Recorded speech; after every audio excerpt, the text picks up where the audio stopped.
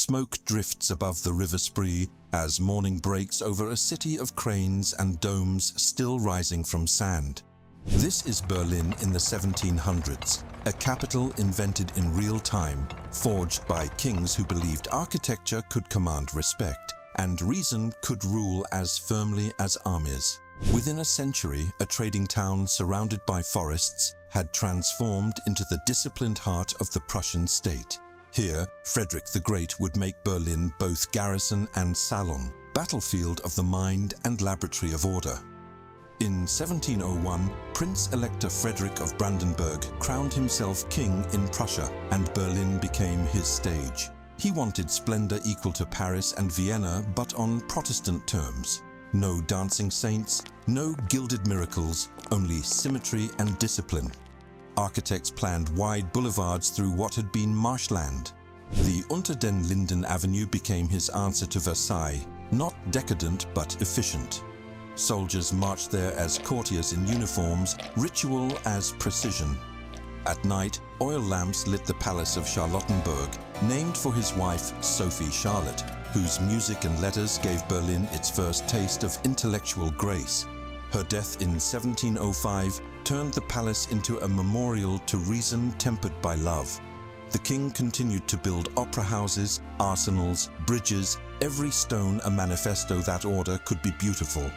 Frederick William I, the soldier king, succeeded his father and replaced ornament with obedience. He established cadet academies, bureaus for grain supply and firefighting. He cut extravagance and drilled administration as if it were an army. He founded the first civil service of modern Europe, treating paper and swords as equal weapons. Berlin learned that loyalty could be measured in punctuality. Yet this austerity also bred efficiency that outlasted his temper. Under his rule, refugees fleeing war and persecution found work and citizenship. Huguenots from France, Jews from Poland, craftsmen from Bohemia doubled the city's population. Markets filled with multiple languages and new smells of coffee, tobacco, leather. Prussia's military rigor gave refuge to the displaced, a paradox that defined Berlin. The French colony in Berlin brought artisans and watchmakers, bakers and booksellers. They combined Protestant ethics with Parisian taste. In their district around the French cathedral grew the first modern cafes and printing shops of the city. German merchants imitated their quality, and the city's standard of craft rose with each generation. The Jewish community, periodically expelled and readmitted, revived trade in clothes and silver. For the first time, Berlin felt cosmopolitan, tough but porous. The Spree saw barges loaded with grain heading north and books heading south. Commerce and culture began to sail in the same direction. When Frederick II became king in 1740, Europe expected more drill and dust. Instead, it found a philosopher in uniform. Fluent in French, he read Voltaire and played the flute in evening chambers while armies mobilized outside. He believed a ruler was the first servant of the state. Under his reign, Berlin became a paradox in motion, an autocracy building the infrastructure of Enlightenment. He commissioned the Royal Opera House on Unter den Linden and the Academy of Sciences to serve as its intellectual counterpart. Voltaire lived at Sanssouci for 2 years, writing and arguing over morality and reason. Disputes ended in music as the king played sonatas as if refuting chaos through melody. For a time, Berlin's court was nicknamed the Athens of the North. Frederick the Great reshaped the city as he had shaped his army with rigor and elegance. His engineers paved the way for neoclassical order that would define Berlin for generations.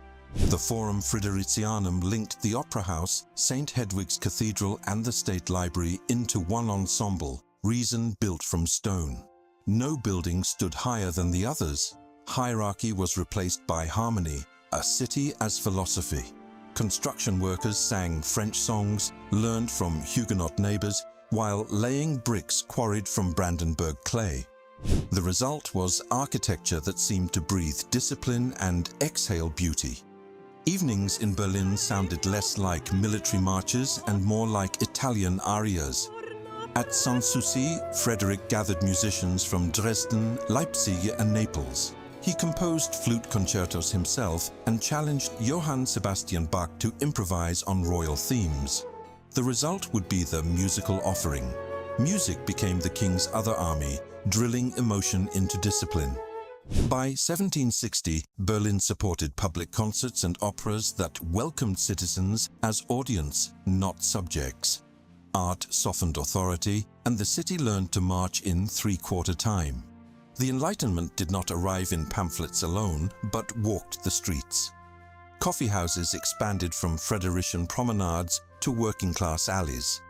Bureaucrats, professors, and soldiers debated morality, while women managed the business front and listened from behind curtains. Berlin became a city of letters and lists. The first census, the first daily newspaper, the first scientific journals in German. Johann Karl Ernst Bode directed the Berlin Observatory and charted planets as the king charted policy. Knowledge was no longer ornament but administration. Citizens learned that thinking was a civic duty. Frederick the Great famously declared that everyone shall seek salvation in his own fashion. This did not replace faith with skepticism, but turned conviction into policy. Berlin became a haven for minorities because religion had become a matter of tax rather than trial. Catholic churches stood beside Lutheran and French Reformed temples. A synagogue reopened in the Spandauer Vorstadt. Tolerance here was not romantic but functional. Many hands were needed for a modern state. Still, it made Berlin unique, a laboratory for coexistence before the term existed. Sunday sermons competed with weekday philosophy lectures for the attention of citizens who had learned to think for themselves. Sundays along the Spree were crowded with families in plain wool and hats trimmed with ribbon. Children played between cannons displayed as monuments to past victories. Food was simpler than in Vienna. Rye bread, sausage, beer, but there was plenty. Huguenot bakers introduced butter croissants and fishmongers brought herring from the Baltic. Every evening drums signaled curfew, yet behind closed windows families read aloud from Frederick's own essays on philosophy. Education seeped through ordinary life like ink through parchment. Mothers taught children to read using military manuals and sheet music with equal success. Frederick valued teachers as much as officers. He subsidized elementary schools for both boys and girls, and literacy rose rapidly. By 1770, more than half the adult population could read and sign names. Universities taught physics and law through experiment rather than dogma.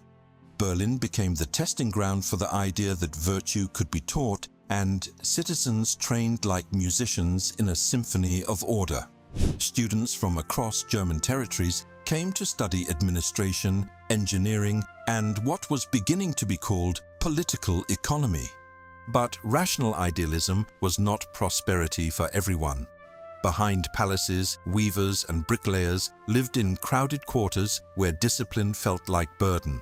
Taxes for wars against Austria and France weighed on a population already drafted by bureaucracy. The same system that produced enlightened policy could also freeze it. Austerity and ambition walked hand in hand through the streets, and citizens learned to find freedom within duty. The poor organized mutual aid societies that met in back rooms of taverns, creating their own enlightenment through collective survival. By the late 1700s, Berlin had its own public theater and an artists' academy under Daniel Chodowiecki, whose etchings captured bourgeois life with warm humor.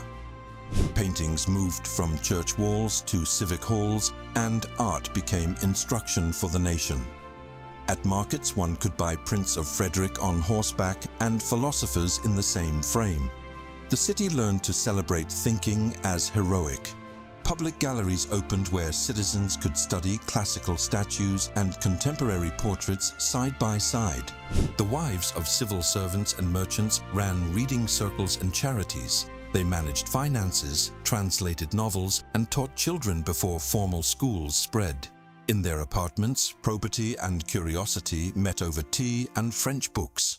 Berlin's famous domestic discipline was their achievement as much as the king's. When visitors spoke of Prussian order, they unwittingly praised these women who kept austerity civilized. Their salons became unofficial academies where politics and poetry shared the same conversation. Frederick the Great's death in 1786 ended a reign of brilliance and warfare. His nephew Frederick William II brought softer manners and music from Vienna, but less discipline. Philosophers like Immanuel Kant and Moses Mendelssohn still inspired debate, but the city turned inward as France burned with revolution. Berlin in the 1780s was peaceful, cultured and guarded, a mirror that feared its own reflection. Yet within its academies and homes, the idea of citizenship had already taken root.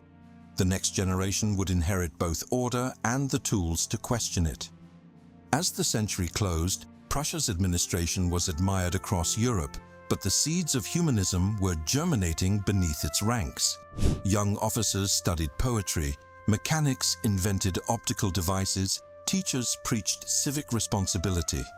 Berlin was no longer just the city of kings, it had become a school for a thinking nation. The Enlightenment had put down roots in Prussian soil, and what would grow from that union would reshape not only Germany, but the idea of modern government itself. Berlin in the 1700s stood between bayonet and book. Its kings built walls of discipline only to fill them with music and debate. From garrison to gallery, it proved that order and intellect need not be enemies. To walk these reconstructed streets is to hear the echo of drums and flutes blending into the march of ideas, a city that taught Europe how to think like a soldier and feel like a philosopher.